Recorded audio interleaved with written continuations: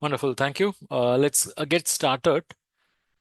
Let me just take a 1 minute introduction to introduce myself since there are a few first-time participants. You are seeing me on screen. I am CAN Raja, a chartered accountant by qualification, a teacher trainer by passion. I started my career with State Bank of India, where I joined as a credit analyst, and in very short period, I got elevated as team leader of credit processing cell in mid corporate group, where I had opportunity to work on loan proposals starting from 10 crore to 500 crore.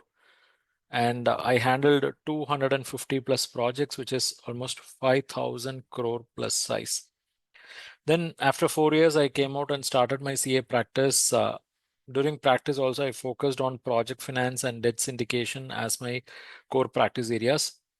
Then I also started teaching to students on the subjects like financial management, strategic financial management, mainly for students pursuing professional course like CA, CMA, CS. Then I was also invited by banks to conduct training program on the areas like working capital, term loan, financial analysis, and I'm also teaching through online platform like this. Thanks to technology, today we have 3 lakh plus learners across 180 plus countries learning banking, credit, and finance.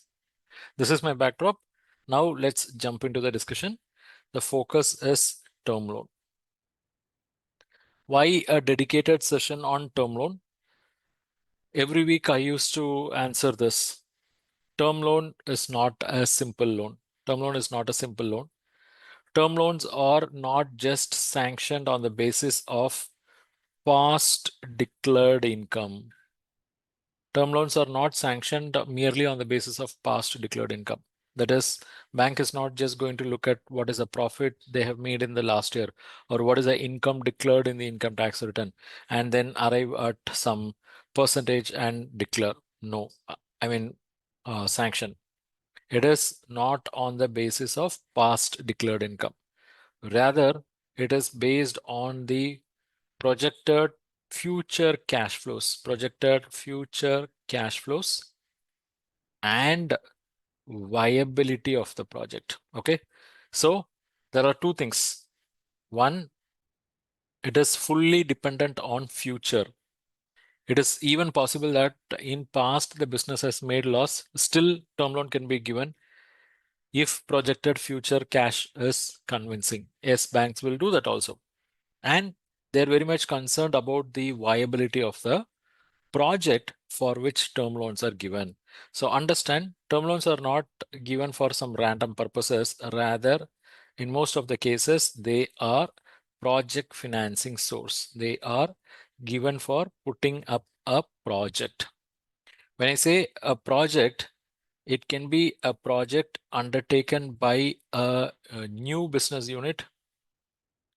It can be a project undertaken by an existing business unit. This new business unit is going to start everything from scratch. Okay. So we call it as greenfield project. Whereas existing business unit, they may take a project, number one, to expand their existing capacity, or they may carry out project which focuses on modernization so they can reduce the cost, or they may take up some project which focuses on diversification. They want to add another line of activity itself, or it may even focus on integration. That is, they may either focus on backward integration, or they may even focus on forward integration. So it will help them to make more profit in future. So look at here. I said term loans are given for project, and within that itself, we have subclassification like this. If it is a new unit, we call it as greenfield. If it is an existing unit, there are multiple combinations. The existing unit expanding their capacity or modernizing their manufacturing setup, or altogether getting into a different line of activity, diversification, or doing some backward integration or forward integration. So what is the focus of all this? If you carefully observe, all this involves cash outflow now. Cash outflow now. That is, cash is going to go out now. Whereas inflow is going to happen in future. And this future only, in this future only, they will make sales, they will incur expenses, and in the process, they will make profit. And using this profit only, they will repay the term loan interest, they will repay the term loan principal. So are you getting the flow? The flow is like this. The project is put up now. Okay. For that, loan is going out of the bank now. And this business, using the money, they will complete the project. And using the project, they will either focus on achieving more sales and making profit in case of expansion, greenfield, or they will reduce their expenses and make profit like modernization project, or they will altogether get into a different line of activity and make more sale and make profit and repay the loan, or they will get into some backward integration where they will be able to control their expenses and make more profit, or they will get into forward integration where they'll be able to make even more sales and make more profit and pay the loan. Okay, so look, everything happens in a different pattern. Everything happens in a different pattern. But what is common here is cash is going out now, investment is happening now, whereas its reward is expected in future over a longer period, right? The investment will happen now, 5 crore, 10 crore, 100 crore, whatever it will happen now or within 1 year period. But if that business has to take back, recover that investment and also pay interest, it has to wait for a longer period. Okay. And this longer period, in this longer period, they should be able to make profit. And that profit should be adequate enough to pay not only interest, but also principal. Only when the profit is adequate enough to cover both interest and principal beyond certain times of the obligation, then only we can come to a final conclusion. The project is a viable project. Then only we can come to a final conclusion that project is a viable project. And this viability is very important. If the project is not viable, then even if the project is capable of generating future cash, it's not going to help. So what do we mean by viability? That's where we get the next question. What do we mean by viability? When do we say a project as a viable project? If you have to say a project as a viable project, it has to satisfy three conditions. The project should be technically viable. The project should be economically viable. The project should be commercially viable. Only when the project satisfies all the three conditions, we can give a stamp that it is a viable project. Else, it is not a viable project. So now the question is, what do we mean by technical viability? See, using the loan, they are going to purchase some asset, or they are going to put up some project. They are going to purchase some machinery. Now, all the assets which they are planning to purchase, I repeat, all the assets which they are planning to purchase using the loan and put up the project. Okay, I'll just write it as assets. Those assets will have certain expected output, right? Let's say if they are purchasing a technical machinery, then that machinery should be able to work at certain level of capacity and it should be able to generate the expected number of units. So when I say expected output, that machinery should be able to work at certain capacity, right? It should be able to work. It should be able to work uninterrupted. Okay. Then it should be able to generate expected number of units at expected number of shifts of operation, accepted number of shifts of operations. See, all these are very important. If that asset is able to work at certain capacity, but if it is not sure, it will not generate certain number of units. Or if that asset is able to work at certain capacity, okay, it is able to work uninterrupted, it is able to generate expected number of units in the expected number of shifts, but if it is unable to generate expected quality of the finished product, then also the viability is gone. Okay, so if we have to say the assets are technically viable, then those assets should be capable of generating the expected output in expected quantity in and expected quality also. And for that, it should have adequate technology backup. I mean, the process, whatever they are going to adopt, that should be sustainable, that should be repeatable. Only when all these are complied with, we say that machinery or that asset, whatever is going to be used, it is technically viable. So here I just gave you a broad framework. I didn't make it very specific onto which asset it is. If we go little deeper, then we'll be able to dig down into which type of asset. Okay. Let's say a company is planning to put up a factory. So what are the assets they will be acquiring? First, they will invest in land. Then they will invest in building, right? Then they will invest in plant and machinery. Then furniture and fixture, the list goes. So the technical viability starts from each and every point. First of all, the land, whether the land is suitable for the proposed project, because there are certain lands where factory construction may not be possible. So if the land is not suitable, then project technical viability gone, right? So whether the land is suitable. Next, whether the land is adequate enough. I mean, whether the necessary space of land is available in terms of cents or acres, whether it is available. Okay. So you have to ensure the land is suitable, whether the space is adequate.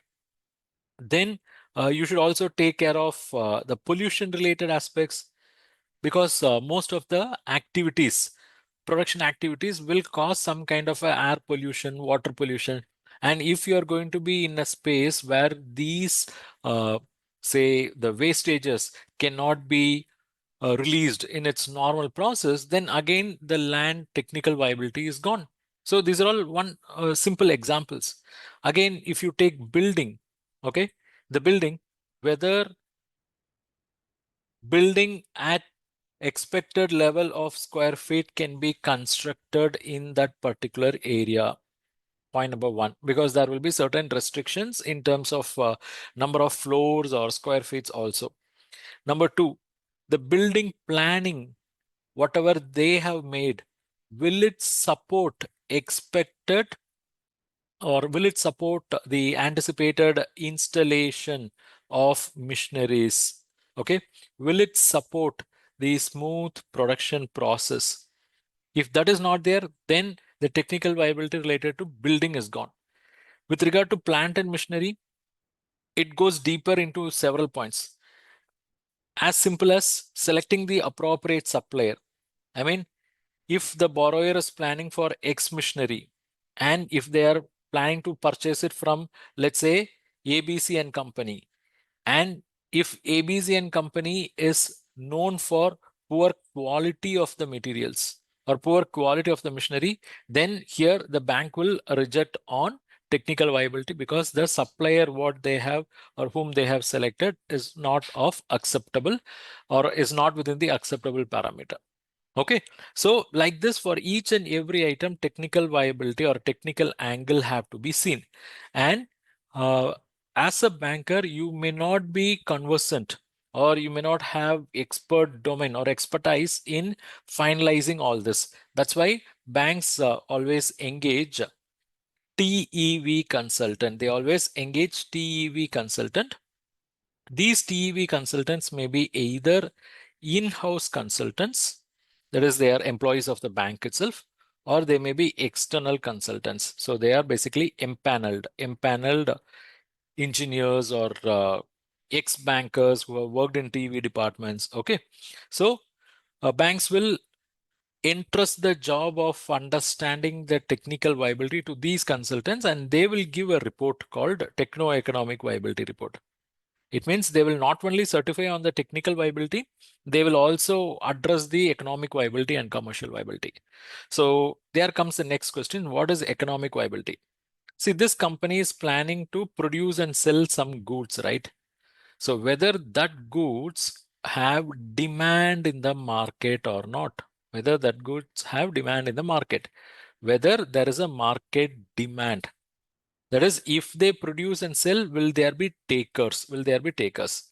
If there are takers, if there is a research, if there is a study conducted and that proves that there is a demand and supply is limited or supply is not available, then we say there is an economic viability. But if the market is already flooded with too many suppliers, then it is not a blue ocean strategy, rather it is a red ocean strategy. It means the market is already flooded with too many players and you are also trying to enter. Then on what basis you will be able to differentiate yourself? On what basis this business will be able to differentiate its product, its services, and create some spotlight so that buyers will come? So unless and until that is identified and convinced, we cannot comment on economic viability. Okay. So economic viability means whatever the goods they are planning to sell in the market, there should be demand, number one. Number two, if there are already too many players, then what kind of strategies they are going to adopt to position their product so that buyers will agree and buy this product. That has to be seen. Okay. And then comes the commercial viability. Commercial viability is very important because if technical viability is satisfied, economic viability is satisfied, and if commercial viability is not satisfied, still the project will be considered as not viable only. Okay. And it is rare that there is a commercial viability and there is no economic viability, or there is a commercial viability and there is no technical viability. Okay. So understand, technical and economic viability both are required. But despite having technical viability and economic viability, there is a possibility commercial viability may not be there. If commercial viability is not there, then the project will be considered as not viable only. So what do I mean by commercial viability? See, using this project, they are either planning to achieve more sales or they are planning to reduce their expenses. It means in this process, they are planning to make more profit, right? Increase the sales or reduce the expenses, so make more profit. This profit should be adequate enough to repay the loan interest, should be adequate enough to pay the loan principal, and it should have some surplus, so that surplus is available for taking care of working capital of the business, and that surplus is available for paying return to the owners, because owners also should get something, no? Making profit is not just for paying interest and principal. It should make profit. That profit should be adequate enough to pay interest, pay principal, and there should be some surplus after paying these two. And those surplus should be there to support the day-to-day operations of the business, and it should also be sufficient enough to pay some reward to the owners. Only when this is established, we say the project is commercially viable. And do you know how banks ensure whether this is established or not? Do you know how or what parameter they look for? Can someone guess? What parameter? Or they actually look for one ratio. They look for one ratio, and using that ratio only they come to a conclusion, yes, there is a commercial viability. Anyone has an idea on this? They will look for a ratio called DSCR, debt service coverage ratio, right? Debt service coverage ratio. So if debt service coverage ratio is there, and if it is satisfying, convincing, then that is a proof that the project is commercially viable. And when the project is commercially viable, economically viable, technically viable, we say the project is a viable project. Overall, the project is a viable project. Okay. So this is the backdrop I want to set for today's session. I think for the first 15 to 20 minutes, I did not give any opportunity for any of you to interact with me. I was just going on the flow. So far, was it clear for all of you? It was just one way of communication. I did not ask any of you to interact or comment anything, but was the flow was perfect? Was it clear? Yeah, Ashish is asking how to calculate DSCR. We'll try to cover that in today's session. Okay, so is that clear? Yeah, Shivam, Ajay Kumar, thank you so much. Megha Chaban. Okay, thank you. Right. So, coming to the point once again, term loan is getting sanctioned now. I call it as timeline 0. This is time 0. And the repayments are going to happen over a longer period. Let's say it's going to happen. It's starting with time 0 over a period of year 1, 2, 3, 4, 5, 6, 7, 8. Let's say this is a loan for 8 years. So in this 8 years period, the term loan have to be repaid. It means what? You have to understand what will be the profit this business will be making using this project. So understand, a company, let's say a company called X Limited, they may be already existing running company. Okay. They already have existing business, and that existing business is already making profit. Okay. But now they are adding a new asset. So banks will be interested in knowing what is the role of this new asset, because this new asset should either contribute to increase in sale if it is an expansion, or it should contribute to reduction in expenses if it is a modernization. As a result, it should contribute to profit, right? So they'll be interested in knowing whether the profit what they are going to get is sufficient enough to take care of loan repayment. So if that is the case, then it will be considered as project on standalone basis is viable, because the project is generating profit either by increase in sale or reduction in expenses, and that profit itself is taking care of the loan repayment. In that case, they'll be happy to fund. But there are certain cases where the new asset may not contribute significantly to the profit, but the presence of the new assets is very important. Okay. So the new asset alone cannot independently ensure the loan repayment within the bank's loan period. Let's say bank will give loan only for 8 years, but the new asset will take at least 10 years to take care of the loan repayment. Then in that case, the bank will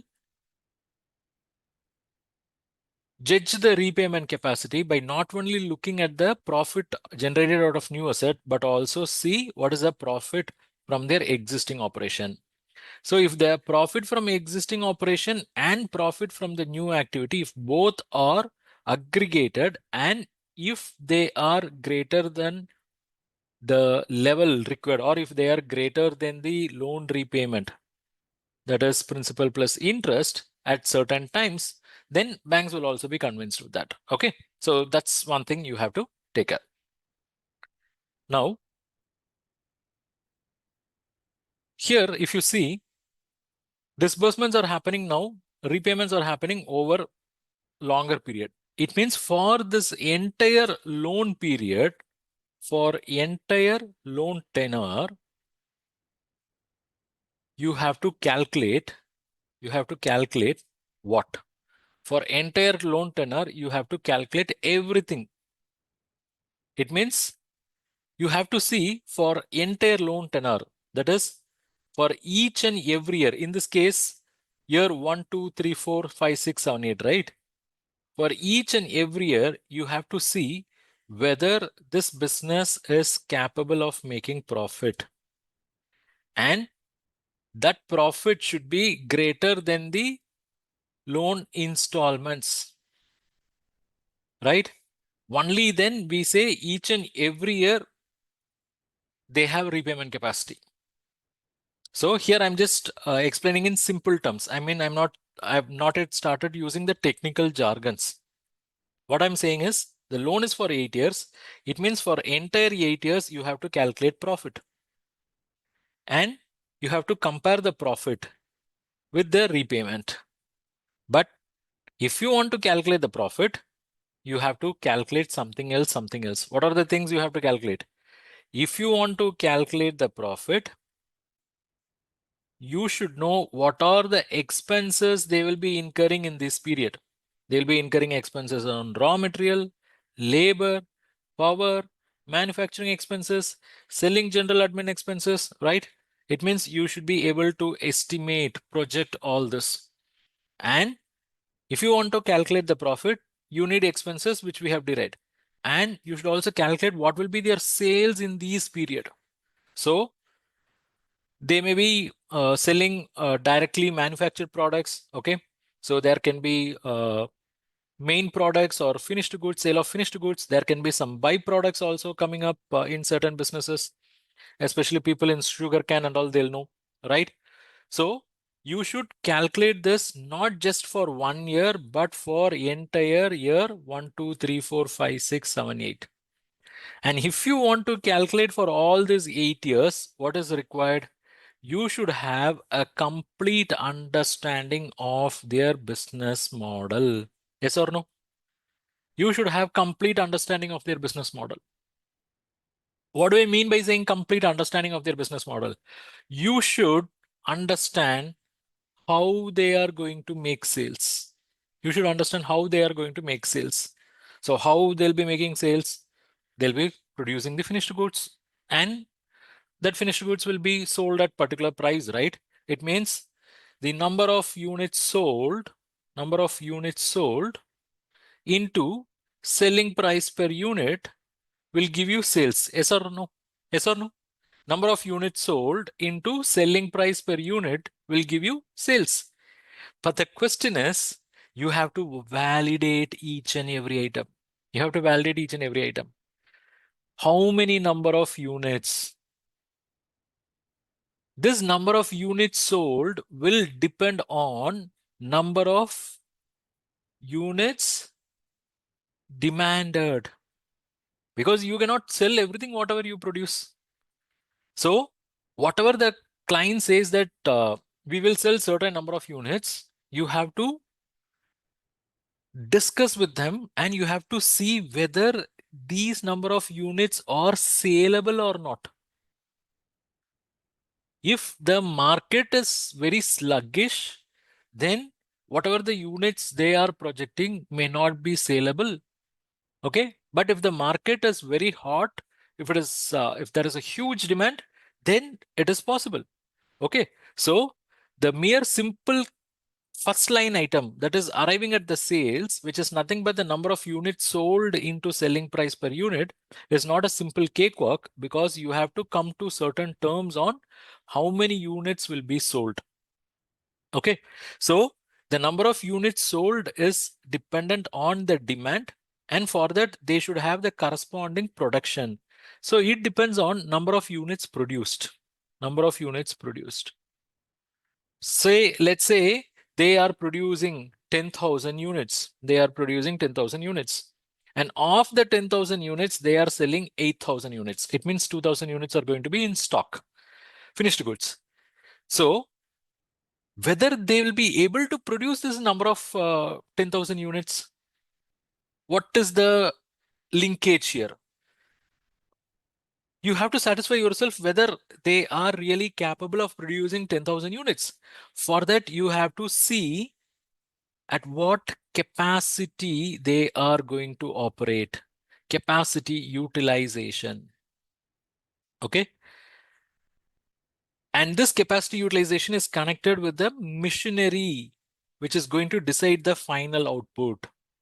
So if the machinery what they are going to purchase with the proposed project is capable of producing only 8,000 units in a year, then do you think they will be produced 10,000 units in a year?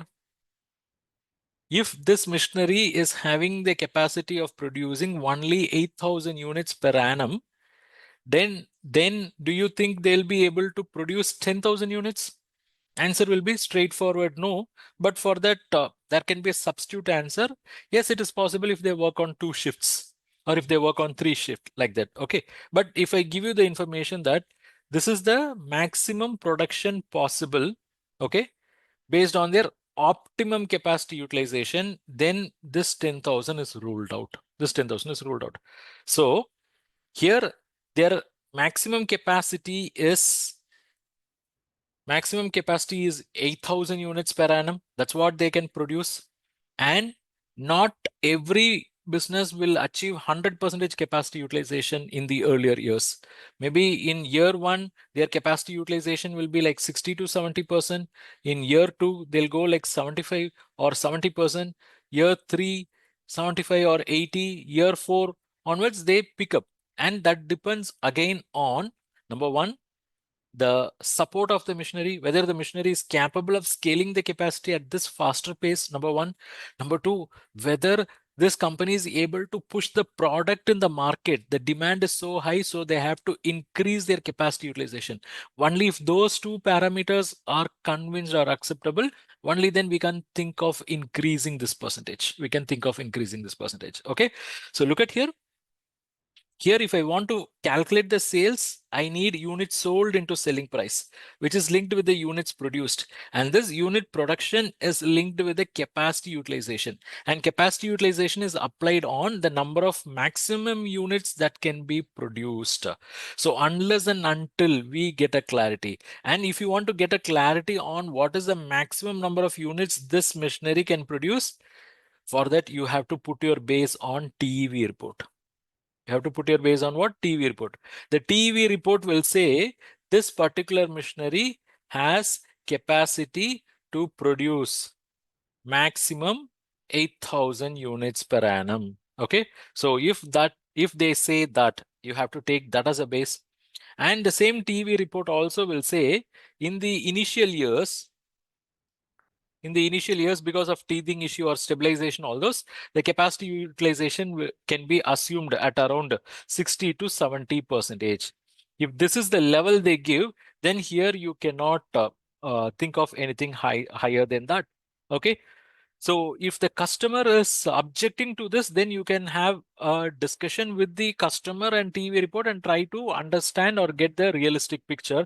But if they record it in the TEV report, then for you deviating from that can even become attract serious consequences for you. Okay.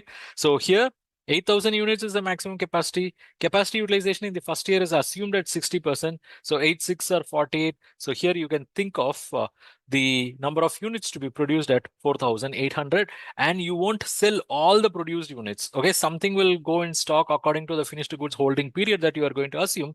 Let's say out of 4,800, 800 units are in stock. It means what can be sold is only 4,000. And again, the next question is at what price you are going to sell?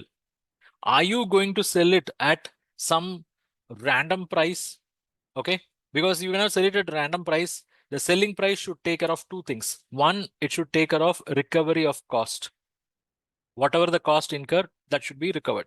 Number two, it should take care of some profits so that profits are adequate enough to pay loan interest, loan principal, and reward the owners and contribute to the day-to-day working capital management. Okay, so this selling price should take care of this, number one. But if the recovery of cost and profit is going to be so significantly high and much, much higher than the competitors, then you may not be able to sell at this particular price. Let's say your selling price works out to 75 per unit and everyone in the market are selling it for 50 per unit. Do you think you will be able to penetrate into the market? it's going to become challenging, right? So again, here also some kind of a discussion and validation have to be made. Only then you will be able to come to the eventual calculation on what is sales. So understand, you have to do this calculation for each and every year. For entire year 1 to 8, you have to do the sales calculation. It means for all the 8 years, you have to project what will be the selling price. This selling price may be same across 75 years on the conservative angle, or you can provide for some marginal increase in selling price. And in this 8 years, the number of units sold will keep on be increasing with the increase in capacity utilization, right? So accordingly, you will arrive at sales estimate. Like that, for each and every item, you have to sit and calculate what is going to be the cost. If it is raw material, it is going to be linked with the production. For producing, here, how many units are sold? 4,000. But how many units are produced? 4,800.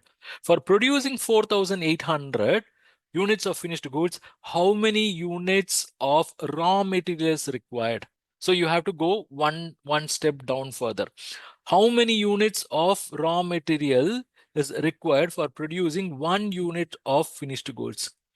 If if you have this data, then extrapolating for 4,800 becomes simple. And once that is finalized, then at what cost these raw materials are going to be purchased? You cannot take any cost blindly. You have to see what is the raw material cost in the market now. You have to see from which suppliers they are going to purchase the raw material, at what cost, whether any discounts are available. Okay, you have to take care of all those, and then only you will be able to arrive at the raw material cost.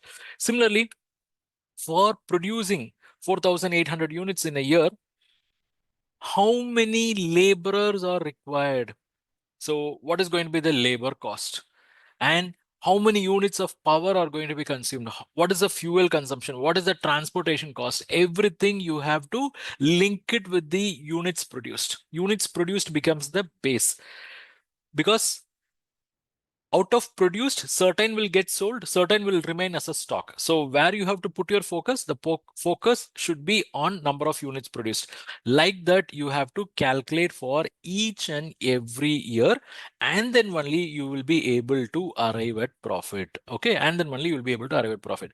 Then what you have to do, you have to compare this profit with the repayment obligation. Okay, so I'm giving you a macro picture only. I'm not going, or I'm not digging deeper into micro items. Okay, but my question is, are you all able to follow with me? Still till here, are you all able to follow with me? Yes. I just need one reply. Yes. Ajay Kumar, Devanand, Surinder, Bala, Arun Singh. Actually, Surinder Singh is a entrepreneur, ex-banker, and taking responsibility for a big manufacturing plant launched very recently. I'm glad that he is sitting and attending this session. Yeah, Arun Singh, yes, okay, listen. So now where I'm going to put my focus, let's see. For this 8 years period, I told you, you have to calculate what is going to be the sales, what are going to be the expenses. So from sales, if you deduct expenses, you will arrive at profit. But this profit is before paying taxes. So you have to provide for taxes. So what you get is profit after tax. This is profit after tax. I call it as PAT. Okay. And I told you it has to be done for all the years. So 1, 2, 3, 4, 5, 6, 7, 8. Let me give you some numbers. Let me take you through one imaginary picture. Let's say in the first year, the sales is like 10 crore. Second year, it is 12, 14. Then it was freezed at 14. I mean, there is a possibility it will increase, but what the bankers will do, they cannot foresee a very long future, right? So they may freeze the numbers after reaching the optimum capacity utilization. So here, if you see the first year, they are just they've just completed the project, and they started making revenue. They have only 10 crore. And let's assume that they were operating this at a lower capacity utilization, say something like 60, 70, and the capacity utilization has increased, and it has increased, and they want to, I mean, the borrower itself says this is the maximum revenue they can achieve with this capacity. So what the banks will do, they will freeze the turnover at this level. They will freeze the turnover at this level. It means after year 3, there can be increase in sales, maybe on account of increase in selling price, on account of a slight increase in capacity utilization. Okay, but since these are all in distant future, they will avoid all those and freeze it. Then there should be corresponding expenses. In the initial period, that is, let's say in the first year, their expenses will be high, quite high. They may not be making matching revenue. Okay, let's say in the first year, their expenses is 10.5 crore. It means they have a loss of 0.5. So no taxes. Profit after tax is also at loss position. And in the second year, they were somewhere at around 11 crore and they have made a profit of 1 crore. Taxes paid is around 30 lakhs. So they have profit after tax of 70 lakhs. In the third year, okay, there is a better growth. In the third year, they capped their expenses at around 11.5 crore. Okay, so now it's going to be like 12 and 2.5 crore is the profit. And let's say around 75 lakhs has been paid towards the taxes. It means around 1.75 crore. Now, beyond this, what can happen? Beyond this, actually, there can be a marginal increase in sales, which we have arrested. We have not anticipated a future additional income. So in the same way, we can project here also. But what will happen is the expenses will reduce in future. Expenses will reduce in future for this freezed income. Why expenses will reduce? Number one, your depreciation will reduce year after year if you are following written down value method in the initial period where you will provide higher depreciation, and year after year the depreciation will come down. And if you are paying interest on term loan, for that reason also year after year the expense will come down. Okay, so because of that reason it can slightly increase. Okay, so here I keep it at this level, here I keep it at 11.7, then it can become 10.8. Let's say it becomes 10. So what is happening because of all this? The profits are increasing, right? 14 minus 11.5, it's like 2.5.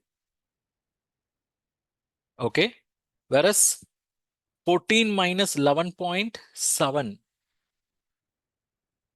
okay, 14 minus 11.7, it is 2.3. It is 2.3.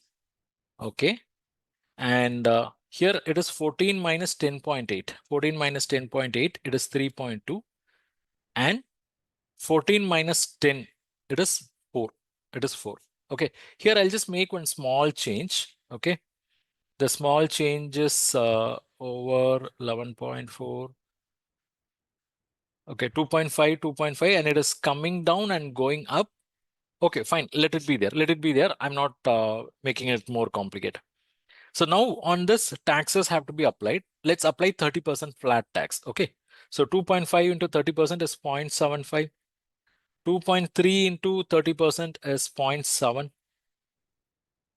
3.2 into 30% is 0.96. And 4 into 30% is 1.2. Okay, so we will deduct that also. And let's see what is the position. 2.5 minus 0.75 is 1.75. And this is 1.70, 1.70, is that correct? 2.3 minus 0.7 is 1.60, 1.60, 1.60. And 3.2 minus 0.96, you get 2.24. And 4 minus 1.2 is 2.8. Okay.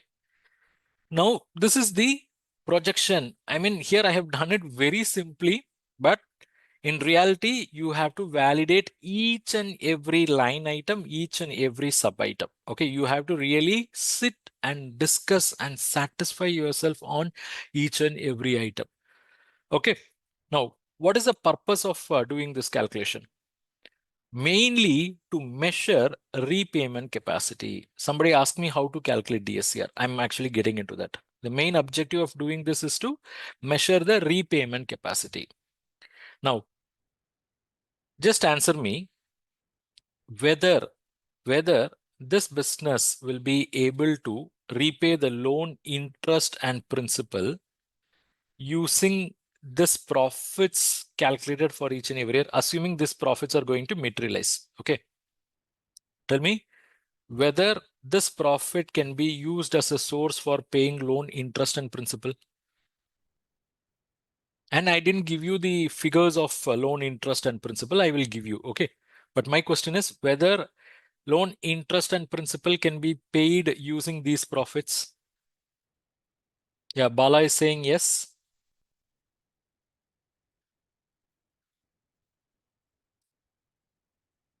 What about others? What do you think? Just say yes or no. Do you think we can pay both interest and principal using these profits? Okay, right. So let me give you this additional information. Follow me carefully. Additional information. Let's say the amount loan amount is rupees 7 crore. Okay, rupees 7 crore. And this loan should be repaid from year 2 to year 2 to 8. It means first year, since they are making loss, bank has also understood they have not stipulated any repayment. So this has to be repaid over years 2 to 8. It means rupees 1 crore every year. Rupees 1 crore every year. Okay, this is the principal repayment condition. And what is the interest condition? Interest is charged at the rate of 10%. And it has to be paid every year. It has to be paid every year. Okay. So for that, what we should do, first we have to calculate what is known as term loan repayment table plus interest calculation. Interest calculation. Okay. So look at here. This is year one. Year one. Maybe I'll put that here. Plus interest calculation. Yeah. So we'll take the opening balance plus drawal minus repayment, which will give you closing balance. Okay. So in year one, let's assume the loan was drawn in the beginning of the year. And what is the total loan amount? It is 7 crore, right? We are making an assumption. It's an assumption. It is drawn during the beginning of the year. Do we have any repayment in year one? Do we have any repayment in year one? Just keep answering me.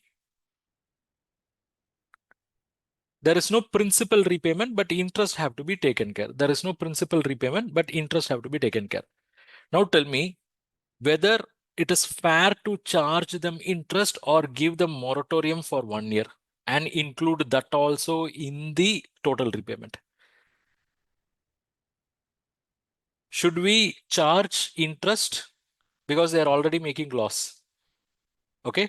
So there are two options. There are two options for this interest. If we assume that loan is drawn in the beginning of the year, then on this loan, where there is no absolutely repayment, then the closing balance will also be like 7 crore. So even if I calculate the average balance, it will be 7 crore opening balance plus closing balance 7 crore divided by 2. The average balance will also be 7 crore. So interest on average balance at the rate of 10% will work out to 70 lakhs, 0.7 crore. Okay. So I have two options. Option one, this 70 lakhs can be added to the cost of the project and bank itself can finance the borrower to pay part of the loan interest. If that is done, what will happen? This 70 lakh will get added to cost of project. Okay. And let's say the bank is giving 70% loan. It means this interest will get funded. But the only issue is it should satisfy one condition. This interest should be interest during construction period only. I repeat, if I want to put this into the cost of the project, then this interest should be interest during construction period. But here, this interest is arising in year one, where the business started making sales. Okay, they are started incurring expenses. Instead of profit, they are making losses. So this interest is not related to implementation period. Not related to implementation period. So if it is not related to implementation period, I cannot capitalize this. So the only option available in front of me is to give a moratorium. Are you all getting this? Are you all getting this? Why I am not capitalizing this interest? Why I am taking the moratorium route? Do you want me to repeat this? Do you guys want me to repeat? Okay. Okay, just listen. I'll take this in a new sheet. So what is the loan amount here? 7 crore. Okay, let's say the cost of the project is 10 crore. And this project is funded through two sources. One is term loan of 7 crore and the other one is margin of 3 crore. Okay. Now, if the project is taking 1 full year, if the project is taking 1 full year for implementation itself, okay, then in this implementation period, if we assume that loan was drawn in the beginning and they are taking 1 year for implementing, then on the 7 crore, they will pay interest of 10%, which is 70 lakhs. But this interest of 70 lakhs is arising during implementation period. What is implementation period? The project yet to commence its commercial production. Various stages of construction are still happening, but in that period, since the loan amount was drawn, interest is calculated. Okay, so if that is the case, then that interest which is arising during the implementation period can be capitalized, as per generally accepted accounting practices. For that matter, it is Indian or Ind AS or accounting standards. This is the provision available. So what the banks will do, banks also recognizes that this 70 lakh, it is not fair to expect the borrower to repay all this because the project has not even started generating revenue. How they will pay? So what they will do, they will add this 70 lakhs also to the cost of the project. So the cost of the project will become 10.7 crore. It will become 10.7 crore. And on that 10 percentage will work out to 10.7 into 70%. The loan amount will get revised as 7.49 crore. 7.49 crore. It means what? He has to bring additional margin of another 30 lakhs. Am I correct? 70 lakhs into 30%. He has to bring in another margin of 21 lakh. So the total margin which the borrower has to bring in will become 3.21 crore. And what the term loan bank will give is 7.49. So understand, bank is giving an additional term loan of 49 lakhs. Borrower is expected to bring in an additional margin of 21 lakhs. So 49 plus 21 makes 70 lakhs. Why this 70 lakhs? This 70 lakhs is for paying interest during construction. Interest during construction. Is this clear for all of you? Number one, is this clear? Interest during construction. All of you, please participate. Yeah, Devanand, Bala, Milind, Shivam. Okay. Then where does the concept of moratorium comes into picture? Okay, listen. Project, we just starting the project here. Project work started. Okay. And it takes 1 year time period. It takes 1 year time period for the project to complete. So in this period only, whatever interest is there, we call it as interest during construction. So from year one to year two, or let me put it like this. Let me put it like this. Project work which is time zero. Time zero. The project is completed and we are having the first year financials. And in the first year financials, their position is going to be loss. Why? Because it's going to take time for them to turn profitable because of the project gestation period. So in this period, even though they started generating revenue, they cannot pay. Why? Because they're as per design itself, they are going to have loss. So since you are going to know very well in advance that they are going to face loss, why do you want to pressurize them to pay interest? Okay.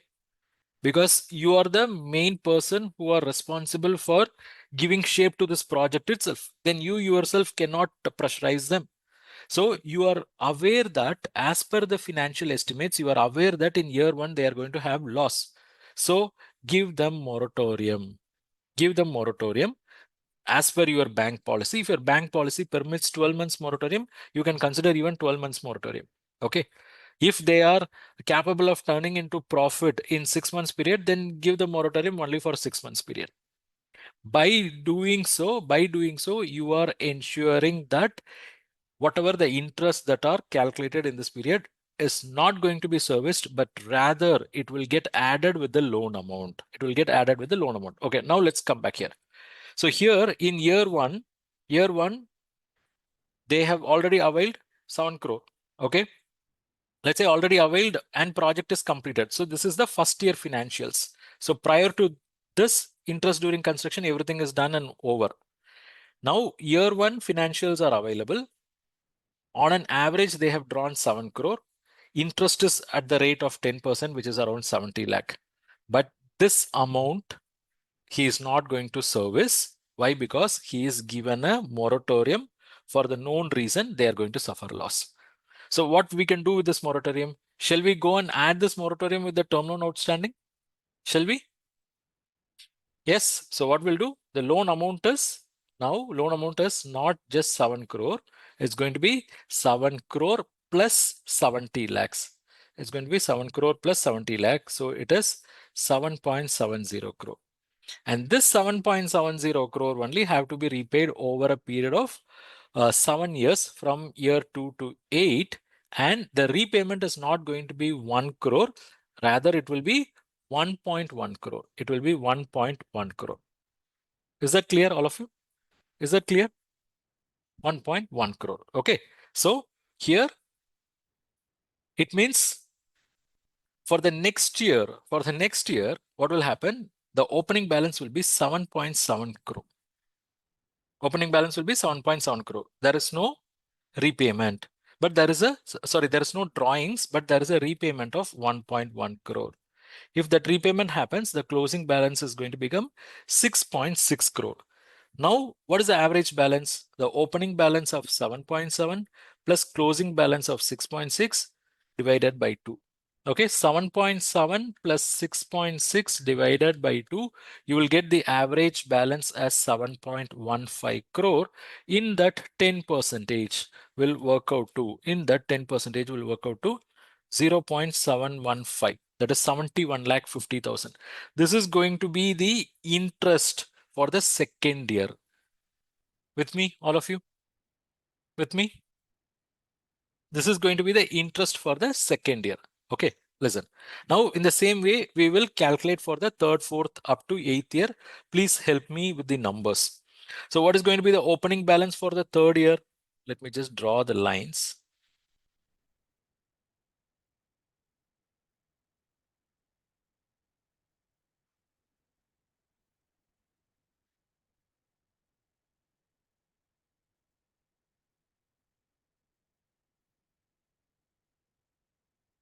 Okay, I have one small feedback question. How many of you like this way of presentation where I write and teach instead of using the PPT? How many of you really like this way of teaching? That is, instead of using the PPT, I'm using our traditional school old model for teaching professionals like you. You like this? Thank you.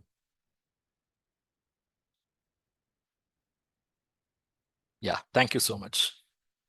And this is the reason I refrain from using PPTs nowadays. Earlier, I used to do, but I felt that the learning experience improved significantly for the learners when I started teaching in this model. And I was really surprised by looking at the way I got responses. And then I understood that this is a way in which we learn many unwanted things. Why not let us learn wanted things in this fashion? Right? I think if you go back to your school days, you'd have mastered really complex mathematical theorems. Okay, if you go back to calculus, derivation, integration, all those, no? But we managed to solve all those, right? But the unfortunate thing is we are not getting an opportunity to apply. But how did we manage to learn all those complex things which we have never seen in real life? Can you connect the dots? In schools, we mastered many things. Actually, we scored good marks in those mathematics or many other areas, which we never saw them in real life, but we got it through that simple blackboard writing. Okay, so I just got a grab of it and deployed here. That's it. Okay, now let's move on. So the opening balance for the next period, that is the year 3, is going to be this 6.6. No drawal. Repayment is going to be 1.1. And what is going to be the closing balance? Closing is 5.5, and somebody gave me the average 7.315. Okay. If it is different, somebody correct me. Let one person give me the value, the other person correct it. Okay. So this is going to be 7.315, and this is what? This is average balance. And on this average balance, let us calculate the interest. So 10% interest will work out to 0.73. Now, is this correct? Average balance 7.3. I have a doubt. 6.6 plus 5.5 divided by 2. Hey, it's 6.05. Sorry. It is 6.05. The average balance works out to 6.05. Okay, how I am calculating average balance? I'm taking opening balance, adding closing balance, dividing it by 2. That gives me average balance. Okay. Yeah, we'll come to that. We'll come to that. Yeah. So 6.6 plus 5.5 divided by 2, you get 6.05. On the 10 percentage, we will call it as 61 lakhs. And for year 4, what is the opening balance? 5.5. No drawal. There is a repayment of 1.1, and closing balance is 4.40. So 5.5 plus 4.4 divided by 2, the average is 4.95. And on that 10 percentage works out to 49 lakh 50,000. I'll just round it as like this 50 lakhs. And for year 5, what is the opening balance? 4.4. No drawal. There is a repayment of 1.1. So closing balance is 3.3. So 4.4 plus 3.3 divided by 2, you get 3.85 as average balance. And on that 10 percentage works out to 39 lakhs. Year 6, what is the opening balance? 3.3. Nil repayment, sorry, nil drawal, repayment is 1.1. So the closing balance is 2.2.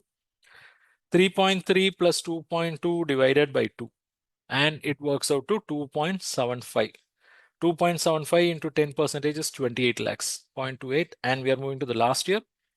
2.2 is the opening balance. No further drawal. And repayment is 1.1. So closing is 1.1. So 2.2 plus 1.1 divided by 2. You get 1.65 as average. Interest is around 17 lakh. Okay, this is the last year, right? 8th year is the last year. This is the last year. Yeah. Opening balance is 1.1. No drawal. Repayment is 1.1. And closing balance is 0. So the loan is fully closed. So 1.1 plus 0 by 2. 1.1 divided by 2. That is 0.55 is the average balance. Into 10 percentage, interest is around 0.066 lakhs. So we have calculated interest. We have calculated interest. Okay, Ajay Kumar has an observation. Now, my question is whether this profit is adequate enough to pay this principal which is this, and interest, which is this. Are we looking at it correctly, first of all? Are we looking at it correctly, first of all? Okay, so you are saying this is the profit available, and we are saying using this profit, this principal can be repaid, this interest can also be repaid. Okay, let me take you through in the next sheet. So we have year 1, 2, 3, 4, 5, 6, 7, 8.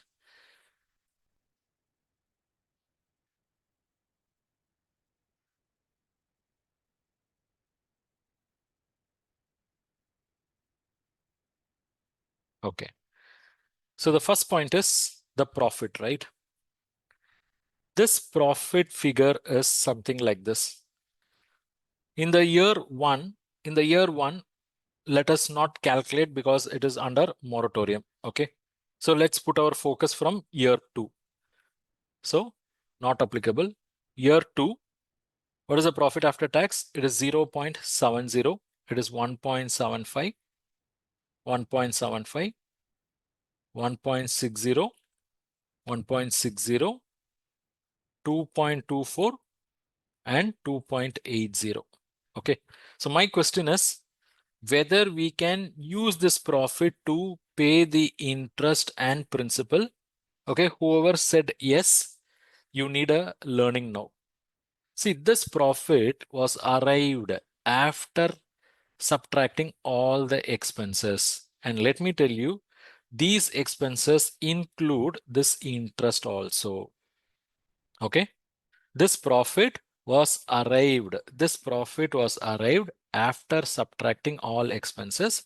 So these expenses include this interest as well.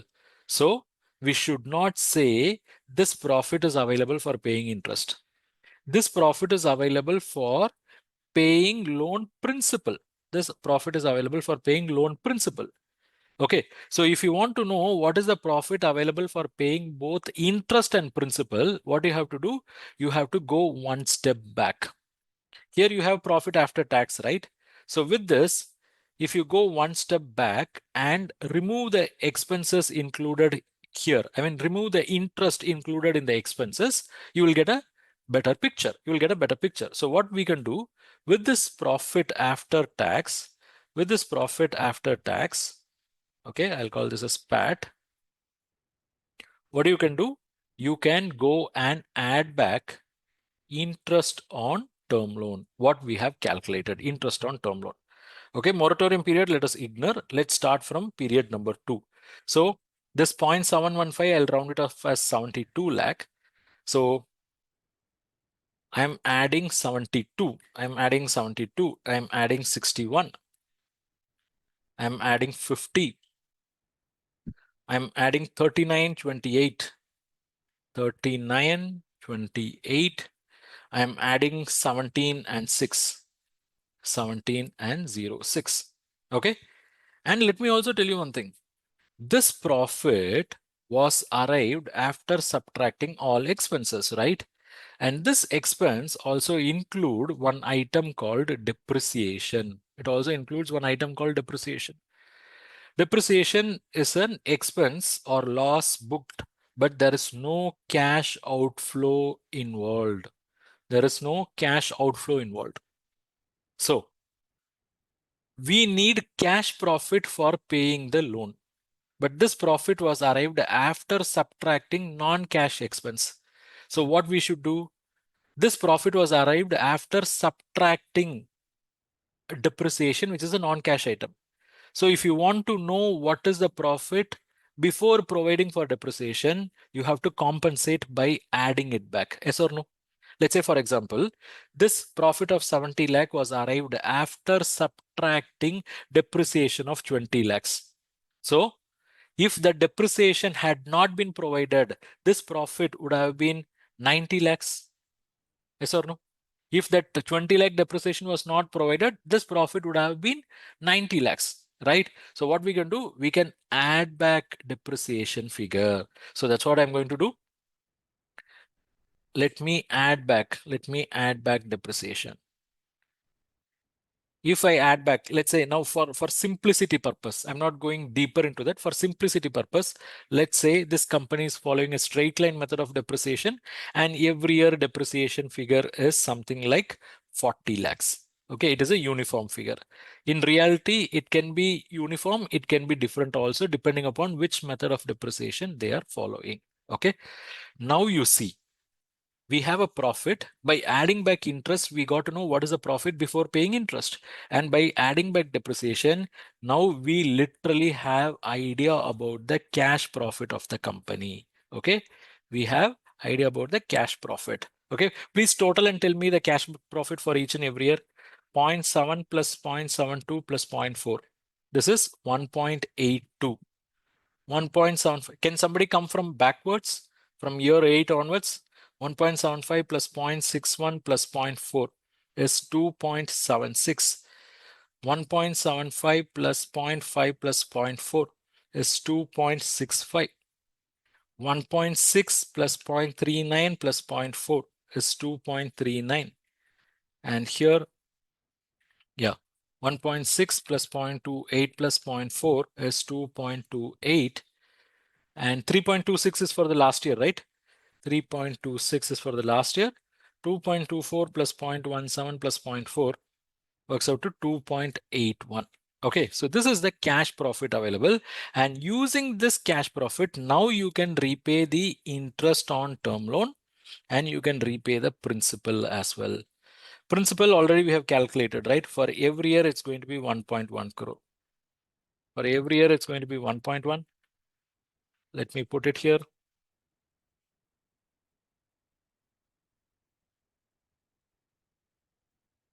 And what about the interest? Already we have the figure here. I will just copy paste. Okay. So this is the interest. Let me see whether I can copy paste.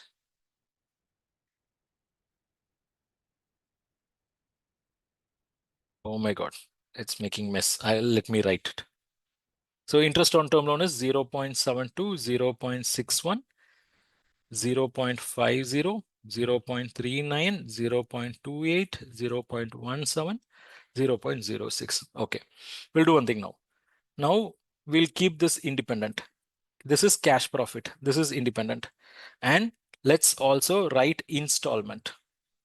That is basically total of interest and principal. Can you please help me? The figures, it is 1.82 and this is 1.71, 1.60, 1.49, 1.58, 1.16 and 1.27. Okay, so this is independent. Yeah. Now you have cash profit and installment. So let us start comparing now. Take the cash profit, compare it with the installment. Oh my God, it's matching. So you compare the cash profit in the numerator, okay, 1.82, and compare it with the repayment in the denominator, which is 1.82. So 1.82 by 1.82, you get the value as 1. And it can be read as 1:1 also. It means for paying every 1 rupee of the loan installment, this business is making a profit of 1 rupee. Okay. Like that, please calculate for each and every year. For the second year, it is 2.76 divided by 1.71. In the second year, it is 2.76 divided by 1.71. What is our ratio? Yeah, somebody gave me it is 1.61. What is the ratio for the third year? 2.65 divided by 1.6. It is 1.66. For third year, it is 2.39 divided by 1.49. It is 1.60. Sixth year. Sixth year, it is 2.28 divided by 1.58. It is 1.44. Okay, this year it is 2.81, right? Okay. 2.81 divided by 1.27. It is 2.21. 2.21. Okay. So look at here. So you have calculated one ratio. You have calculated one ratio. Can you give a name for this ratio? Can you give a name for this ratio? A very important ratio. Yes, this is DSCR. We have calculated DSCR now. This is debt service coverage ratio. In the second year, the ratio is really weak. The ratio is really weak. In the third, fourth, fifth, sixth, seventh, eighth ratios, I mean years, it's actually better. Actually, it is very high in the year 7 and 8, and it is above 1.5 times in the period like 3, 4, 5. In year 6 and in the year 6 alone, it has come down a bit. Why it has come down in year 6? Okay, maybe the PAT, interest. Okay, let me just check. Okay. Okay, we anticipated that 1.6 plus 0.28 plus 0.4, 2.28 divided by, no, I did a mistake in year 6. 1.1 plus 0.28, no, it is 1.38. Yeah, repayment is 1.38. That's what I was wondering. Okay, so 2.28 divided by 1.38, where it is 1.65. Yeah, this is improving. Okay, so what we have calculated now is debt service coverage ratio, where we have literally compared the cash profit with the total repayment. For calculating the cash profit, what we did, we took profit after tax, we added back interest on term loan because we want to know what is the profit before paying interest. We added back depreciation because we want to know what is the cash profit. And we compared and we noticed that in year 1 alone, it is matching. In other years, it is improving. So what the bank can think of here is they can slightly modify the repayment in year 2. Instead of asking them to pay on equal footing basis, in year 2, since their cash profits could support only 1.82, even though it looks so perfect, reality can differ. In reality, what will happen if this 1.82 becomes 1.7? Okay, they will land in trouble. So what they can do, they can reduce it maybe to 50 to 60% level. So instead of 1.1, they can make it like 60 lakh or 70 lakh and gradually increase, because throughout the ratio, I mean, here, did I corrected the ratio? Yeah. Throughout the ratio is better here. They are at 1.6 level, so they can absorb some increase. And if you see in year 7 and 8, there is a lot of scope also to have some more buffer in the end. So instead of burdening them in the initial period itself, they can even resort for a ballooned payment, where there can be like stage by stage increase in payment, because we have freezed the sales. Actually, the sales can increase and accordingly the profit can also increase. So on the conservative angle, we have done that. So let us not burden this company in year 2 itself with this equal payment. Let them have a stepped up approach, and year 7, 8, you have space for increasing also. Okay, so this is how DSCR calculation is done. So how many of you believe the time you have spent on today's session is a worthy time? Worthy time. And this week I made a drastic shift in the way in which I present the term loan session, because in all session my focus used to be on designing the cost of project and means of finance. So in this session, I really wanted you guys to have another dimension to this as well. Okay, right. So wonderful. I could see a lot of positive feedbacks. And my dear Diamond members, can I have your permission to introduce our Diamond membership to these awesome learners who enjoyed the session? Can I have your permission? If any Diamond members are here, please type Diamond and permitted. Please type Diamond and permitted. Any Diamond members? Yeah, Suresh Babu. Yeah, Rajni, just give us some time. Arun Singh, Devanand. Yeah. Ashish is asking how to calculate interest on term loan. Ashish, we have explained, but Ashish, you can do one thing. Go to Credit and Financial Analysis Mastery course. There is a term loan module where this is shown in detail as well. Okay.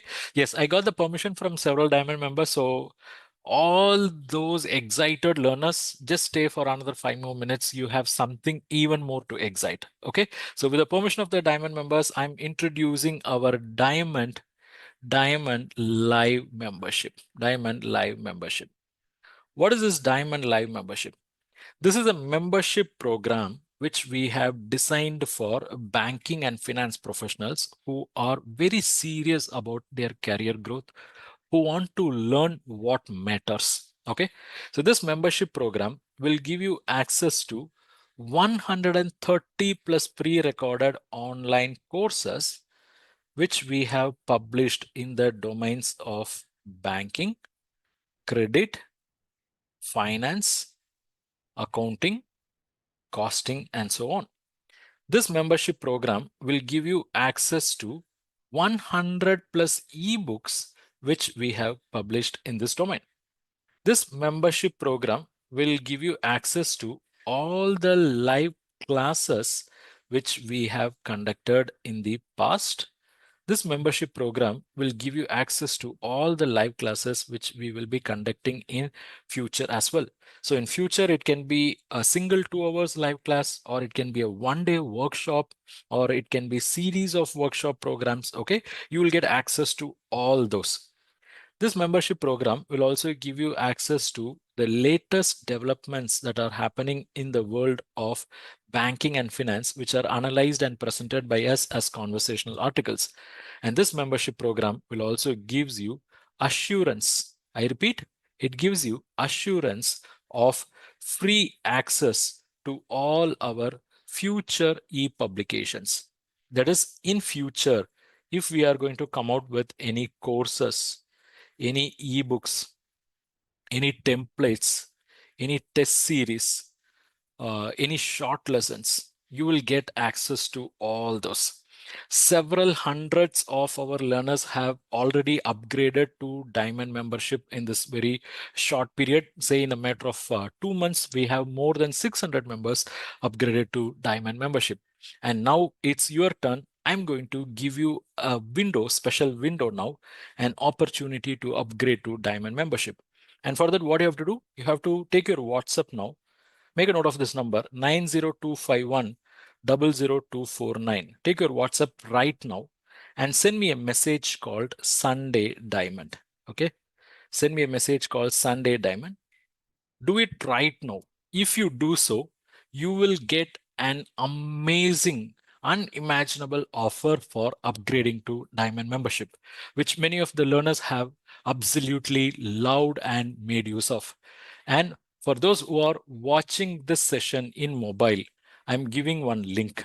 If you click the link, it will automatically open your WhatsApp and it will have the message ready, Sunday Diamond. You just have to send that message and wait for the offer.